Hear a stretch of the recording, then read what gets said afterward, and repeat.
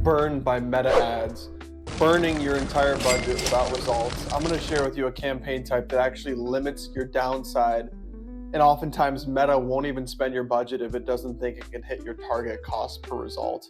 And this campaign is going to be set up using your creatives that are already killing it. So there isn't much additional work that needs to be done. You just need to duplicate some ads and get after it. And I'm going to show you exactly how to do that. So cost cap campaigns are not necessarily for testing. They're for scaling what already works and trying to do it more profitably to hit your target cost per result. So what you're going to do is take your top performing ads from the campaigns that are already live, and what you're going to look at is which ones have the best ROAS, which ones have the best conversion rate, and you're going to take those, you're going to duplicate them, and then you're going to scale them. Once you have proven creatives, this is the perfect time to use a cost cap campaign, and I'm going to jump into a screen share and show you how to set it up. All right, we're in the example ad account for the sake of this video to show you how to set this up. Let's assume that this is a killer campaign with some amazing creatives in it. ROAS is killing it, our conversion rate's fire. And we're gonna go into here, we're gonna click into the campaign level, click into the ad set level. Let's take these two ads, let's say both of these ads were absolutely crushing it already for me. What we're gonna do is click duplicate right there. You'll click new campaign. We'll just name it cost cap. You'll have your own naming convention. I have my own that I use, but for the sake of this video, there's no reason to do that. And then for the first ad set, what we're going to do is I'm just gonna put a basic name in there for right now. We'll just put placeholder, because I'm going to adjust that based on the cost caps that I choose. So you're going to click duplicate. Now that we have this duplicated, this is the new campaign. You're going to go into the placeholder ad set at the ad set level. Let's assume that my peak cost per result, the most I'm willing to pay, is $50. So what you're going to do, right under here you see this cost per result goal. What you're going to do is you're going to input that $50 cost per result goal.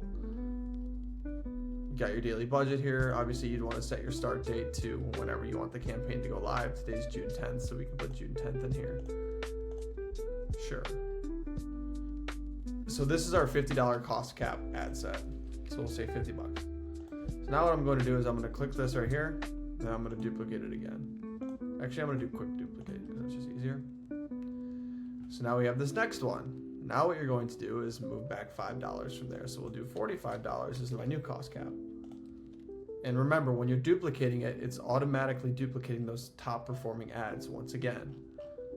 So then I would name this 45. And then I would duplicate it again. Maybe this time we'll do 40. But obviously making sure you're actually changing the cost per result goal. And then we'll do it once again. We'll say this is 35. And you can see how I can keep working back. I can kind of put whatever I want into here. But when I go to publish this, it's not going to let me because I don't have any money in this account. But when I would go to publish it, we would have all these cost cap ad sets. Budget is set at the ad set level. So I'd be able to control budget based on performance within each ad set based on which cost cap ad set is performing the best ROAS wise. Now, there may not be a rhyme or reason as to which cost cap ad set actually spends. It doesn't necessarily always mean that just because one has a lower cost cap that Meta is going to not spend on it because it doesn't think it can hit that cost per result goal. That doesn't always hold true. But if you find that this $50 is even too tight and none of these are actually spending, what I would do is I would duplicate again and I would increase that cost per result goal. So say that's $50, let's say it's still not spending. If you are willing to, and you can obviously monitor this, which is the blessing of a cost cap campaign, is that you have the ability to monitor it, and it doesn't just all of a sudden spend a whole bunch of money. These campaigns or these ad sets tend to not do that. Let's say you can increase it to 55. Yes, that's higher than your target cost per result or what you're actually looking for, but it may allow this campaign to spend. And whatever you set that cost cap at isn't necessarily always what it actually spends. But that's exactly how I'd set it up. You'd already have your winning ads. All you have to do is duplicate them into a new campaign, then go to the ad set level, set a cost per result goal, then duplicate that ad set within the new campaign and keep working down increments based on whatever your cost per result goal is and keep going from there. Let it run for a little bit, monitor it, adjust, scale, lean into the top performers, and that is how you set it up. All right, now that we're out of the screen share, a little bit of a bonus tip. You're going to monitor delivery very closely. Within this campaign, you're going to have all these ad sets with all these different cost caps. What I want you to do is check and see which ones are spending and which ones aren't. When you see which ones are spending, I would recommend leaning into those, putting more budget behind it. The actual cost per result is not going to be exactly the same as whatever your cost cap that you put in place was, but there sometimes might be no rhyme or reason as to which of those individual ad sets actually start spending or performing the best.